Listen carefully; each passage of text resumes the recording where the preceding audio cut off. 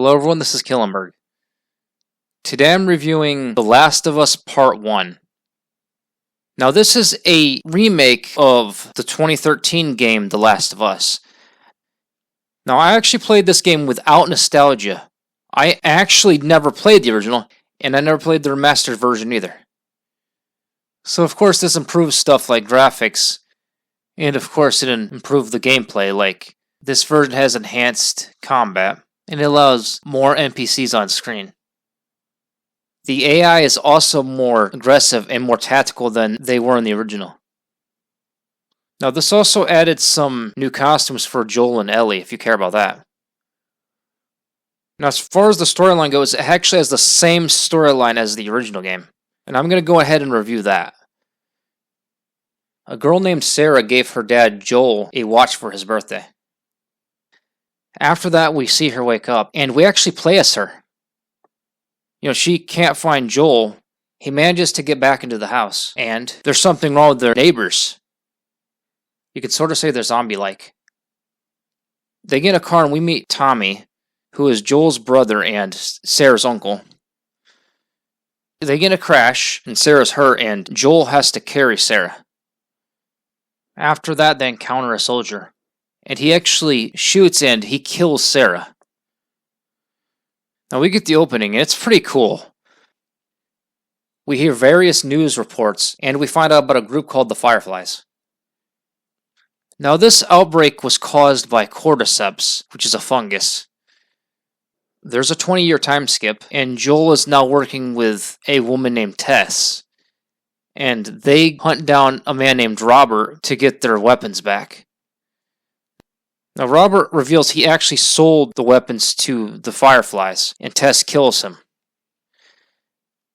Marlene decides to double the offer if they bring Ellie, a 14-year-old girl, to the Fireflies. Ellie is immune, so Marlene thinks she might lead to a cure. Tess ends up getting infected, and she's actually killed by soldiers. This is interesting because it shows that, the infected aren't the only threat. Then Joel gets the idea to find Tommy. It turns out they had a fight at one point. They end up going to Bill. And I've been waiting to talk about him. He helps them find a working vehicle. At first they want a battery, but that doesn't go as planned.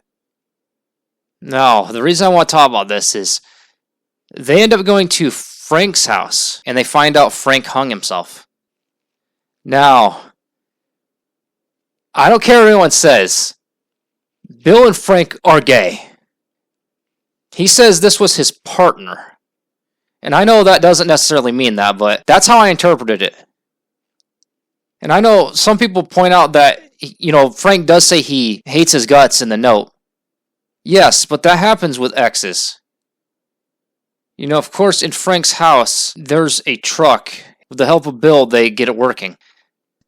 Then there's another cutscene, and this further proves Bill is gay. He had gay porn.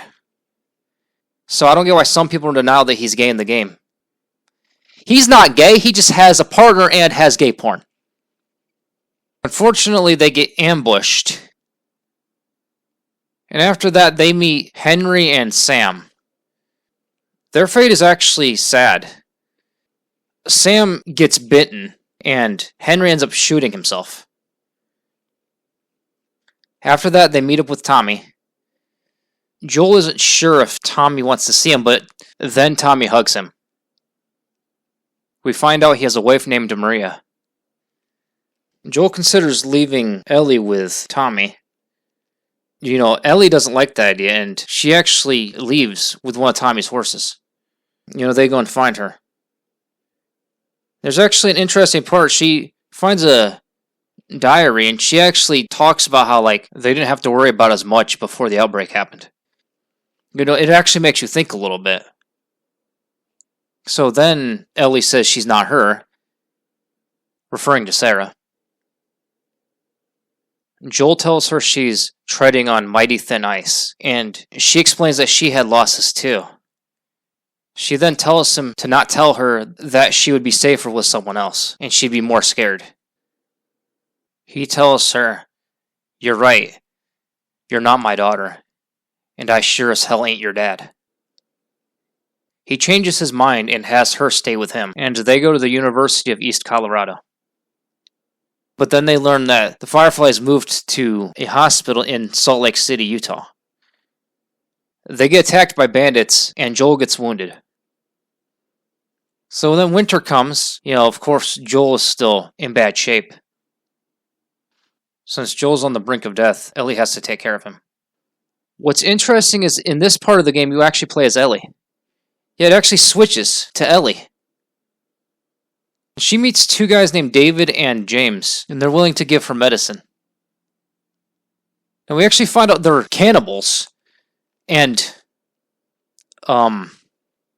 trigger warning, but it's also hinted that David likes Ellie, like in a sexual way.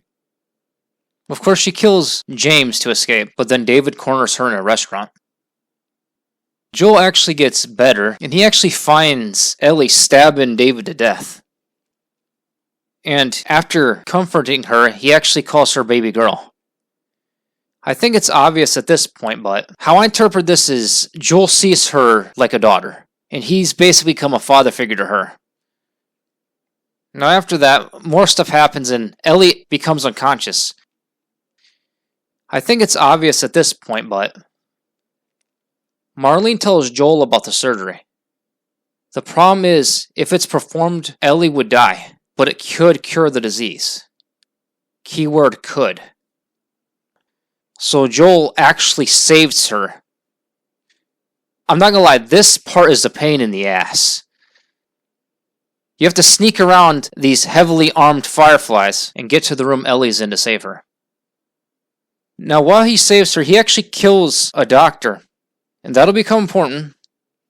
And of course Marlene tries to stop him, and he kills her too. Ellie wakes up, and of course Joel lies to her. See, this is pretty debatable because there's a chance it wouldn't have made a cure anyway. So really, Joel is not entirely in the wrong. And the Fireflies were in the wrong because they took her against her will. Of course, Ellie does have survival guilt, and she actually mentions another girl named Riley. And that's the end of the storyline. I would recommend this. This game lives up to the hype. This is not one people were exaggerating about. This one is really good. Now, this game has a spin on the concept of a zombie apocalypse. It doesn't really have zombies. It has the infected. And there's different types. There's the runners, which are basically like people who are just infected. Like the name implies, they can actually run. Then there's the clickers, not to be confused with lickers from Resident Evil.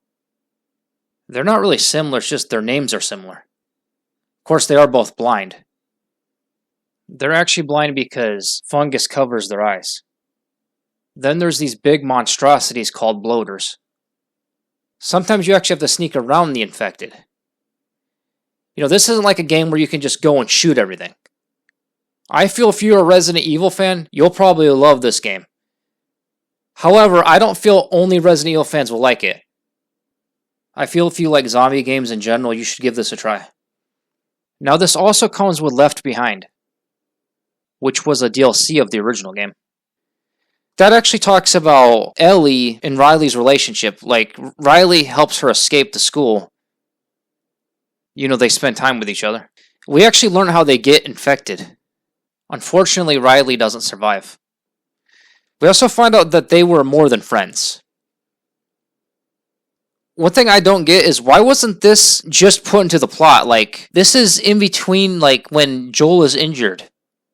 So why not just include it into that part of the game now?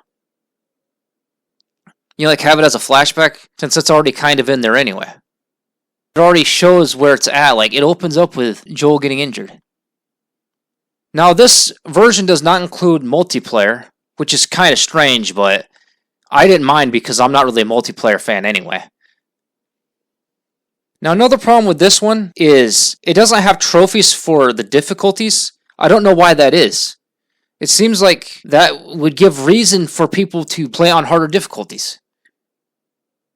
Alright, I hope you enjoyed my review of The Last of Us Part 1.